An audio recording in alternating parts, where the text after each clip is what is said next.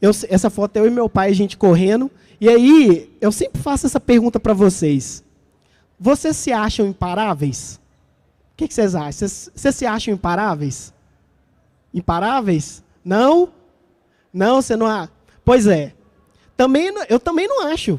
Para mim, não existe, nós seres humanos, nós não somos imparáveis. Nós somos, até biologicamente, nós somos perecíveis. Para quem é adepto da musculação, esse cara aqui é o Ronnie Peterson. Ele ganhou 9 vezes o Mr. Olympia. E hoje é uma foto bem nova dele, ele deve ter pouco mais de 50 e poucos anos. E essa foto é quando ele ganhou o Mr. Olympia. Hoje ele está com... Ele fez 10 operações, 10 pinos na coluna. E se você ver na internet, tem vários vídeos dele que ele não consegue nem andar. E aí você fala assim, poxa, não tem nada a ver? Tem muito a ver. Porque isso significa que em algum momento ele foi imparável e hoje ele está num processo físico muito complicado. Lógico que ele é um exemplo, é uma lenda, tem um legado, mas essa é a tônica da palestra aqui hoje, para vocês entenderem que existe uma linha de dados, e cada um de vocês tem uma linha de dados de vida e que cada dia que passa você vai construindo um pouquinho ela. Outro exemplo também, Bruce Willis foi diagnosticado com demência frontotemporal. Aí muitas pessoas vão falar assim, também não tem nada a ver, será que não tem?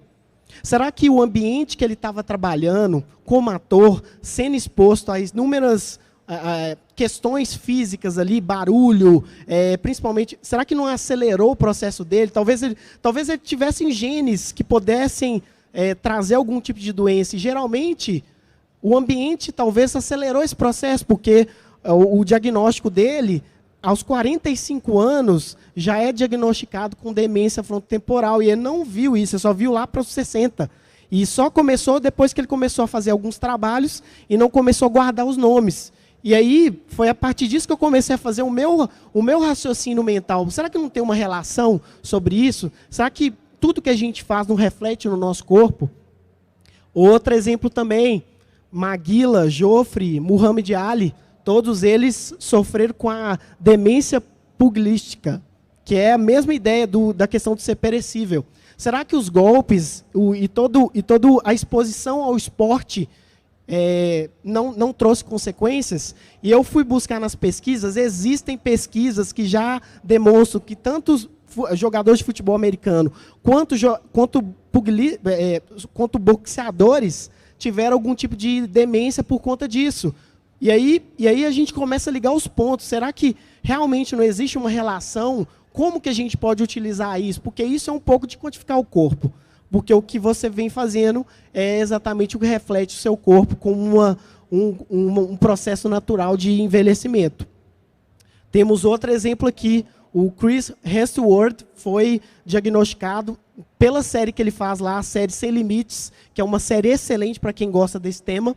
Ele foi diagnosticado com 2 genes, a POE4, que é muito associado a Alzheimer. Então, mais um exemplo. Será que todo esse processo não poderia estar associado? Tanto o próprio Chris Hemsworth... Oi. Sem Limites. Se eu não me engano, é da Disney+. Muito boa a série. E é interessante, porque ele descobriu esses genes, porque no teste, lá durante o episódio, era o episódio para fazer o teste genético, que hoje o teste genético é super barato. Com R$500 você faz um teste completo de genética de doenças e você consegue ter uma noção. E ele fez o teste e deu esses 2 genes. E, inclusive, depois, se vocês pesquisarem, já tinham pessoas da Marvel falando que o Chris ele já estava esquecendo algumas falas. E ele pediu um afastamento de alguns filmes. Então, você vê que existe um processo que, às vezes, que é inconsciente, que a gente nem vê. E aí, a partir do momento que você avalia por fora, você começa a entender que nós somos perecíveis e que tudo o que você faz reflete, de alguma forma, no seu corpo. E aí, mais um outro exemplo, a Angelina Jolie. A Angelina Jolie, ela fez ela adiantou, na verdade, né, ela fez um teste genético e deu uma mutação no BRCA, que é um exame que que tem uma grande tendência de ter câncer de mama e câncer de ovário, tanto que ela tirou tanto a questão da, se eu não me engano, é a mastectomia, que ela fez retirada das mamas e fez também retirada do ovário. Ou seja, ela foi um grande exemplo, né, saiu até na revista, porque é um efeito, tipo assim, até que ponto você pode prevenir essa questão da doença, que ela fez esse processo. E aí, chego também dentro da minha história, porque o meu avô, gente, ele tem 90 anos, trabalhou quase 40 anos como motorista, e um dia desses, lá em Sete Lagoas, que eu sou lá de Sete Lagoas, eu fui com ele para o hospital e a gente fomos fazer exames. Eu adoro fazer exames, porque para mim é um tipo de parâmetro, um tipo de dado do seu corpo. E aí, meu avô já está com uma leve demência. E quando eu fui fazer os exames com ele, eu comecei a refletir, será que o trabalho como caminhoneiro, que trouxe bastante cimento aqui em Brasília, será que não tem uma relação direta aí de problemas físicos, mentais, a partir do trabalho que ele exercia? Meu avô, não sei se, aqui eu até tirei uma foto do joelho dele, o joelho dele é quase igual ao do Ronaldo. Tem prótese, por quê? Trabalho de motorista, principalmente o joelho direito. E aí, parte dos exames, todos os exames estavam bons, todos. Glicose, colesterol, tudo dentro dos parâmetros. Mas eu falei, mas mesmo assim, tinha um grau de demência. E a gente percebeu que existe uma relação de entrada e saída do corpo. Meu avô começou a melhorar a alimentação e, de repente, ele começou a diminuir um pouco os distúrbios que ele estava tendo, de esquecer o aniversário dele de 90 anos. Então, eu comecei a ver que existe, sim, uma relação de, o que eu diria, de tempo de vida útil, que às vezes a gente não para pensar, né? A gente está tão na correria que às vezes a gente não avalia. E aí, nesse processo, eu entrei mais ainda sobre a questão da epigenética, que é o campo de pesquisas que estuda exatamente algo que a gente sempre tem na cabeça nossa, né? Os genes, você nasce com os seus genes, você vai morrer com eles. Na verdade, existe a epigenética, que é o ambiente molda tudo que pode acontecer com a sua vida. Então, de certa forma, existem genes que eles podem aparecer em função dos seus hábitos, em função do seu estilo de vida. Às vezes, você tem genes de diabetes, só que você não toma refrigerante, você não come doce, provavelmente você vai demorar muito tempo para desenvolver a doença.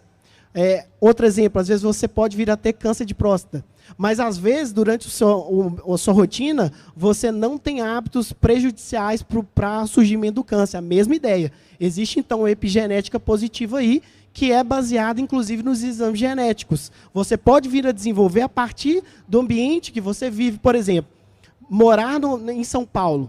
É um ambiente estressante. Eu já morei em São Paulo. Eu já morei em Florianópolis. Existe uma diferença abissal entre morar em Florianópolis e morar em São Paulo. Claramente, você vai ter um processo oxidativo estressante muito maior. E isso pode vir a desenvolver doenças. Então, eu comecei a ver que existe muita relação entre isso. Oi? 15 minutos? Beleza, obrigado. Então, tá tranquilo. Tem 15 minutos ainda. Então, a gente pode realmente gerenciar melhor seus genomas, seus genes, desde que você entenda o ambiente que você está, em um ambiente positivo, um ambiente gostoso, como é aqui a Campus Party, que acho que todo mundo se sente pertencente, é algo positivo para o ser humano, é algo bom para a saúde. E aí, a partir disso, eu comecei a ter algumas conclusões baseadas em ciência e pesquisa. O ambiente importa, o corpo se desgasta mesmo, assim como uma máquina. A máquina não tem um tempo de vida útil, dependendo do tipo de tratamento que você faz, o corpo humano não é diferente. A nossa vida é cada vez mais corrida, essa ideia de corpo-máquina, essa ideia de alta performance, gente, a conta não fecha, não há equilíbrio entre essa alta performance o tempo todo. É como se fosse um atleta, né? Eu gosto muito do Joel J, a gente já trocou algumas informações, e ele sempre fala, você não pode ser atleta o tempo todo, não tem como ser atleta o tempo todo. E quando você vai trabalhar, por exemplo, no seu emprego, talvez você fique o tempo todo em alta performance mental. Isso não é saudável, tanto é que tem inúmeros dados que demonstram que depressão, doenças mentais vão ser cada vez maiores, porque o trabalho hoje deixou de ser físico como era lá do meu avô e hoje é um trabalho mental. Então a gente precisa realmente olhar de uma forma mais criteriosa e mais consciente. Hoje a gente tem exigência diária, vida pessoal, vida profissional, então a gente tem um desgaste, a entropia, é a segunda lei da termodinâmica, isso é natural, o corpo vai se desgastar. Só que depende de como que você tem feito essa prevenção. Existem várias formas de você prevenir o processo oxidativo do seu corpo, suplemento, exercício, que aí vai entrar um pouco do biohacking. Hoje, infelizmente, isso é um dado também muito interessante, hoje nós gastamos proporcionalmente, gente, menos dinheiro em comida e menos conexão com a comida. Então, hoje a gente não tem diversidade alimentar. Se a gente parar para pensar, a gente não tem diversidade alimentar. A gente vai para o supermercado, às vezes a gente compra muito mais alimento industrializado. Estou falando que a gente precisa voltar a morar para a fazenda, mas a gente precisa começar a repensar isso, porque os alimentos é a principal entrada do nosso corpo. E aí, quando a gente para pensar, no mundo a gente tem mais ou menos 50 mil plantas comestíveis. Não sou defensor do vegetarianismo, apesar de eu ter ficado 120 dias como vegetariano. Mas o que eu percebi? Cada ser humano tem um tipo de gene, tem um tipo de epigenética, então você tem que respeitar o seu corpo com relação às suas demandas. Então você tem que se adaptar à realidade, que a individualidade biológica ela comanda. E aí quando a gente para pensar, e quando eu fiz a pesquisa, olha o tanto de exposição dependendo do tipo de trabalho que você tem. Você pode ter exposição química, você pode ter exposição física, você pode ter exposição ergonômica.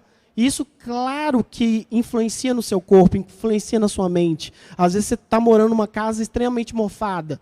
É claro que isso vai influenciar a sua performance. Você ficar o dia inteiro sem hidratação também influencia o processo seu. Então, eu comecei a ver que nós, seres humanos, a gente tem uma influência muito grande dentro do processo do ambiente interno e externo, tanto nas questões emocionais, físicas, quanto no ambiente externo no qual você está inserido. E aí foi quando eu encontrei o trabalho do professor David Sinclair, que é PhD em Stanford, que ele falou que ele usou o termo, né, tempo de vida útil. Como uma máquina tem tempo de vida útil, um celular tem tempo de vida útil, uma lâmpada tem tempo de vida útil, nós, seres humanos, também temos um tempo de vida útil. Claro que alguns vão ter um cromossomo maior. Às vezes, em termos familiares, sua família tem uma longevidade grande, 90, 95 anos. Só que existe toda uma questão também de exposição na sua vida. E aí, nesse livro, o David Sinclair, ele validou o que eu estava pensando. Falei, opa, então, peraí, então existe tempo de vida útil. Então, existe toda uma quantificação da sua vida. Então, realmente existe uma relação. E aí, quando você pega a pesquisa, você vê que não existe alta performance, que a epigenética ela determina muito mais que a genética. Então, como você vive, isso determina muito um pouco da sua vida. O ambiente que você está, o local que você vive, os alimentos que você coloca.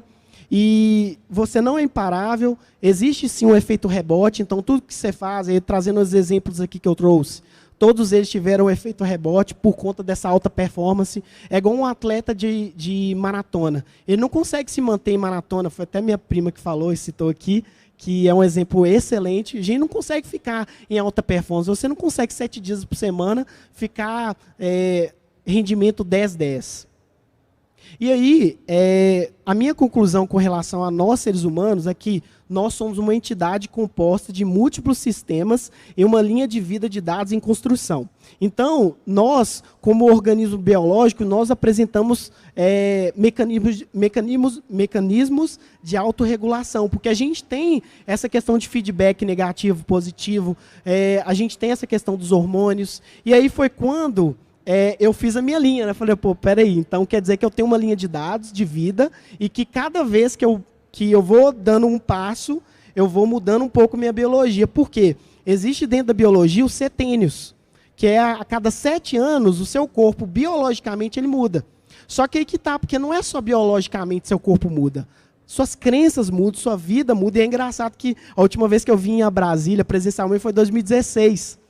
Não chegou ainda os 7 anos, mas eu achei interessante para ver quanto que eu mudei. E aí, quando eu pego essa linha, eu até brinquei aqui, porque aqui eu e meu irmão, eu e minha mãe, ali é uma primeira imagem que eu fiz na internet, na época de Orkut ainda, uma imagem de Hulk na brincadeira. Então, assim, quantas fases, né? E tem primeira infância, segunda infância, adolescência, a vida adulta, e aí a vida vai passando. E aí a gente tem uma linha de vida que aí você vai tendo várias coisas, crises existenciais. Quem quiser depois olha a questão dos setênios, porque é uma teoria muito legal, que demanda que a cada 7 anos você tenha lá, ó, o ninho, sentido, puberdade, o eu, a fase organizacional, crise de autenticidade, crise de expansão, altruísmo. Ou seja, cada ser humano tem uma linha de vida, sim.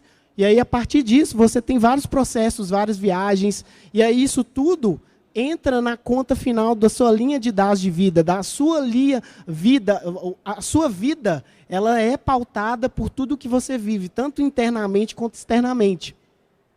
E aí, hoje, olhando a nossa realidade, segundo o pessoal da Gartner, isso é basicamente o que a gente vive em termos de informação. Ó. Isso aqui é um diagrama do quanto que a gente está exposto em termos de informações, e aí por conta do Quantify Self, né? Como que você pode quantificar seu corpo se você não sabe o processo? O Quantify Self é isso, só que hoje o nosso trabalho ele não está sendo físico, nosso trabalho está sendo mental, a gente está cada vez mais exposto à informação. Tenho certeza que muitos de vocês talvez chegou no final do dia e sua cabeça estava explodindo de tanta informação, celular, dopamina, neurotransmissor, todo mundo querendo te vender alguma coisa. Então, nós estamos num processo de vida que a gente realmente precisa olhar para a capacidade do ser humano e começar a trabalhar essa capacidade. Só que para trabalhar essa capacidade, a gente tem que olhar individualmente, cada um precisa se olhar individualmente.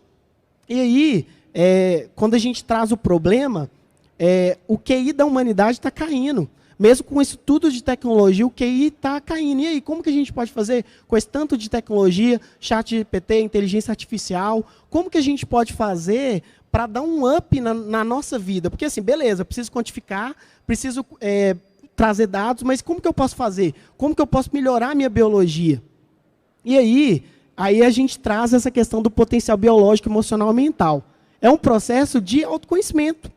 E não é papo de coach aqui, não, gente. Não é coach, é um processo individual, só que cada um pode utilizar da melhor forma possível. Só que para otimizar a sua saúde fisiológica, você precisa equilibrar tanto os níveis inferiores quanto os superiores do seu corpo. E aí envolve nutrição, mitocôndria, envolve microbioma, que é a questão intestinal, que muitas pessoas não estão dando a devida importância. Hoje a gente tem mais bactérias do que células.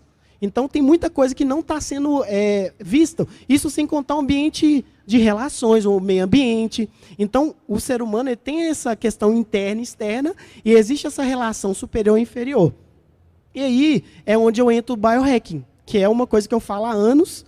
Quem quiser depois pode me seguir no Instagram, no YouTube, que eu já falo dessa temática há algum tempo. Só que o que eu comecei a ver? Para mim, o biohacking ele é comparado à cibernética. É o jeito que a gente está vendo o corpo. Talvez a gente tenha que ver o corpo com um olhar cibernético, porque o ser humano é o quê?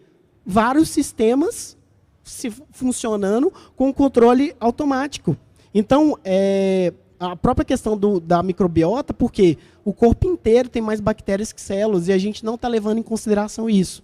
E aí, quando a gente fala sobre a cibernética, que é essa arte de navegação, queira ou não, você navega pelo seu corpo. O seu corpo ele é 70% de água, tem vários sistemas funcionando entre si. E aí eu encontrei um estudo de Taleb e Berhaleb falando sobre cibernética. Tá vendo? Que é um modelo. Ó. Aí a gente tem um modelo de implementação aqui, que é um modelo cibernético, em que a gente tem um funcionamento do corpo tanto dos órgãos, só que de uma forma diferente. Talvez uma forma mais matemática. Então, o modelo que eu não vou entrar tanto aqui não, porque senão vai ficar um pouco complexo, mas basicamente o nosso corpo ele possui um sistema cibernético e de vários sistemas. E eu tenho 5 minutos. Então, nós temos essa interação aqui, tá vendo? De entrada e saída. Nós temos uma relação muito legal de entrada e saída. Tudo que você come, todas as emoções que você sente, isso tudo entra no cálculo final. Então, existe sim uma relação cibernética aqui. O que medir? Tudo. Tudo que você conseguir medir no seu corpo, sem virar uma coisa neurótica, é maravilhoso. Você precisa ser um banco de dados, você precisa ter um autoconhecimento de entender o que você está fazendo. Também foi citado por Shen, você pode mensurar desde um VO2, desde uma frequência cardíaca, a avaliar questões do seu humor.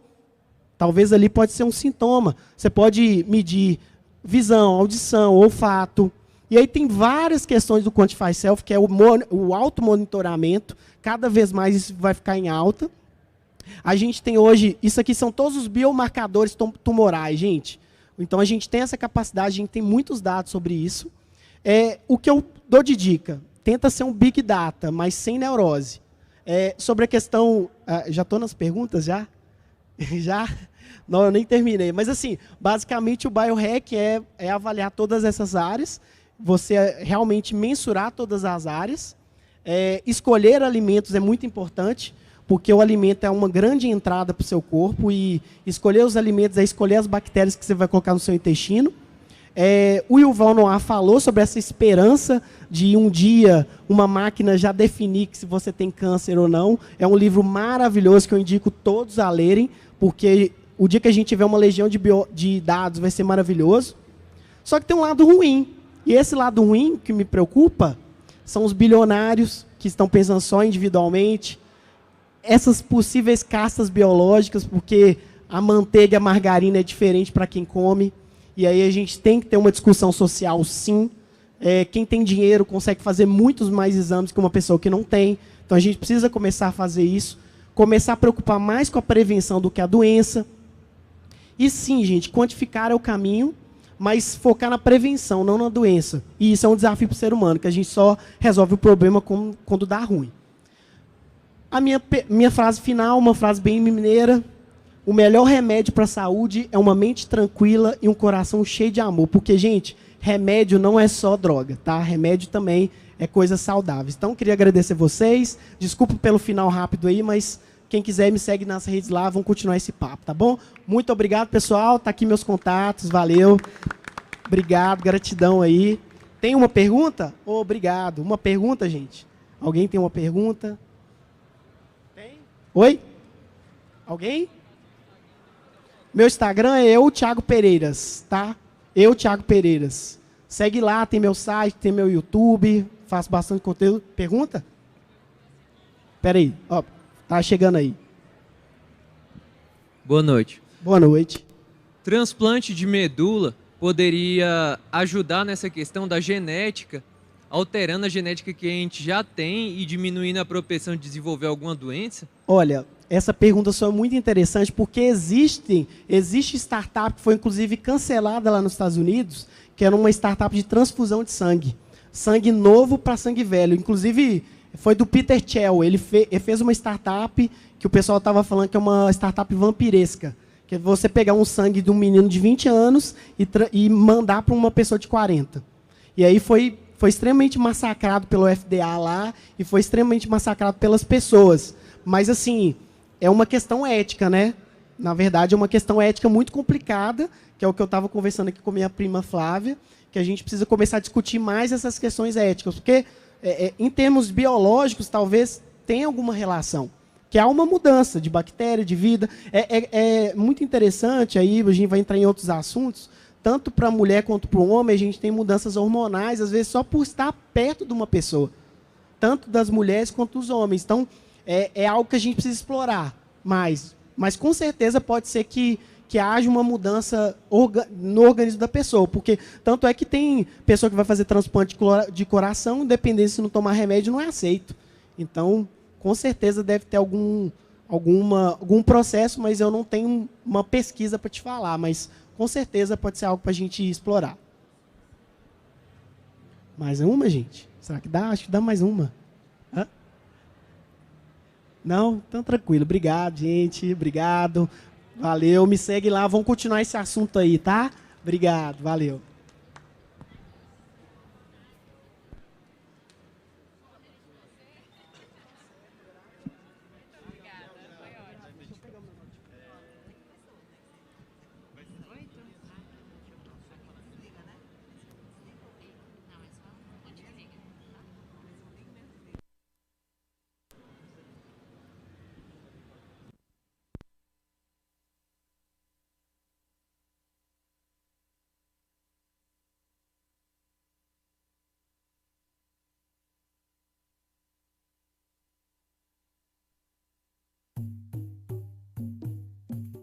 Essa mensagem diz respeito a você que rala, que se dedica e quer um Brasil melhor. Um Brasil que respeite a sua força e capacidade de liderar e produzir. Que respeite o seu direito de ir e vir sem medo. O seu direito de se sentir segura e acolhida para seguir em frente. E que entende que esse respeito precisa ser exercido e defendido todos os dias. Só teremos um Brasil melhor com respeito às mulheres. Brasil, união e reconstrução. Coração não é tão simples quanto pensa. Nele cabe o que não cabe na dispensa. Cabe o meu